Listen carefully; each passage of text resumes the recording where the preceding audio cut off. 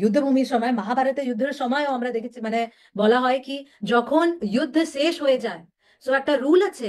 এক একটা রুল হতো কি কিভাবে একটা বডির পোর্শনের নিচে, হ্যাঁ, যেমনি আহ কি বলে একে, নাভির নিচে, জাঙ্ঘার উপরে, যে আমাদের প্রাইভেট জায়গা, ওখানে যুদ্ধের মানে ওখানে বার করা যাবে না।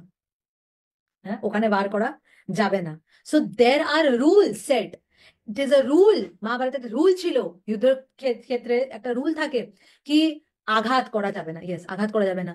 যুদ্ধভূমিতে একটা রুল থাকতো কি সন্ধ্যের পরে, যেই সূর্য অস্ত হবে, তারপরে যুদ্ধ বন্ধ। তারপরে যুদ্ধ বন্ধ হয়ে যাবে। তারপরে কেউ যুদ্ধ করবে না। That is against the rule. And সবার থেকে অবাক করে দেওয়ার রুল জানেন কি, যদি যুদ্ধের টাইম আউট হয়ে গেছে, মানে সকাল থেকে সন্ধ্যেবেলা পর্যন্ত, মানে ভোর জয় সূর্য উদয় হয়েছে, তারপর থেকে ওরা যুদ্ধ শুরু করে দিয়েছে, আর আস্তের পরে কোনো ফাইটিং না। তারপরে যদি কোনো অপোজিট টিম মেম্বার যদি আপনার ক্যাম্পে আসে, অপোনেন্ট, এনিমি ক্যাম্প থেকে যদি আপনার ক্যাম্পে আসছে, তাহলে আপনাকে ওনাকে একটা অতিথি রূপেই ট্রিট করার আছে। অতিথি ভেবে ওনার আদর সৎকার।